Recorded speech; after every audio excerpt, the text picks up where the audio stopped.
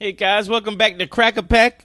This time I have another pack from Shadows over Innistrad. This time there's a werewolf on the front. Doesn't matter too much who's on the pack, but you know, sometimes you guys like the art.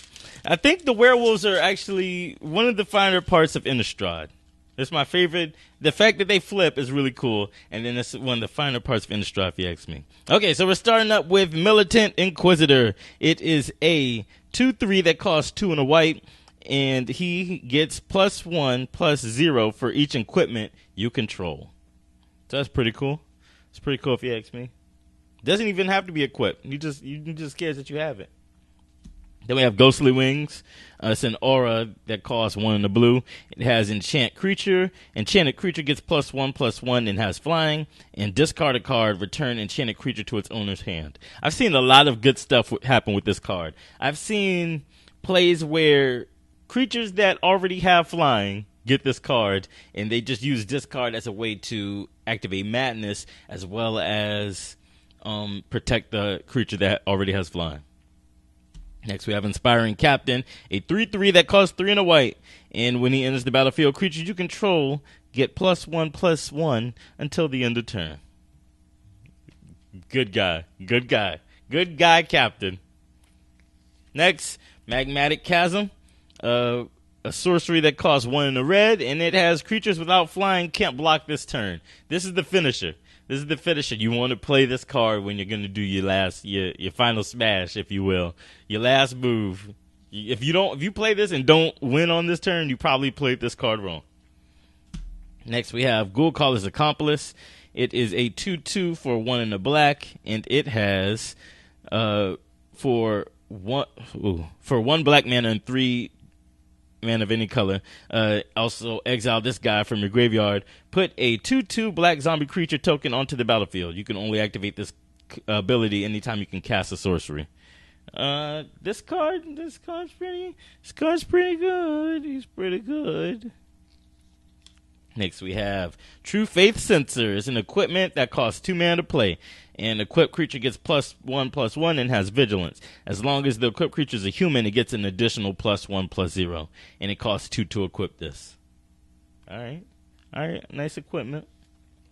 Then we have Sanguinary Mage. It's a vampire, a 1/3 vampire wizard that costs 1 in a red, and it has prowess. So prowess says whenever you cast a non-creature spell, this creature gets +1/+1 until end of turn. Vampires are getting a nice mix of things this time around. Then we got Fork in the Road. Search your library for up to 2 basic land cards and reveal them. Put 1 in your hand and the other into the graveyard and shuffle your library. It's a sorcery that costs 1 in a green. This is good if you're trying to get Delirium going. This is pretty good because it will help you. It's somewhat, I guess it's not that hard to get land specifically in your graveyard. Shambleback. It's a sorcery that costs 1 black mana. Exile target creature card from a graveyard. Put a 2/2 black zombie creature token onto the battlefield. You gain 2 life. I can't gauge this. I can't exactly gauge whether this card's good and limited or not. I didn't play it in the pre-release. I had 2, but I didn't play it. Then we have Weirding Wood. It's an aura that enchants land. This is gonna be good. It costs 2 and 0 green, and it has enchant land. When this card enters the battlefield, investigate. Get your tokens, your clue tokens. And enchanted land has tap to add 2 mana of any one color to your mana pool. Yes, I like this. So you can put this on the land, tap it, and use investigate immediately. Use that clue token that you made immediately. I like it a lot. All right. Dissension in the ranks. Oh, and that was our first uncommon, Weirding Wood. Now, Dissension in the ranks is our second. It is an instant that costs 3 and 2 red mana. Target blocking creature fights another target blocking creature. I like that. I like that. All right. Then we have Paranoid Parish Blade. It is a 3/2 human soldier that costs 2 and a white and has delirium.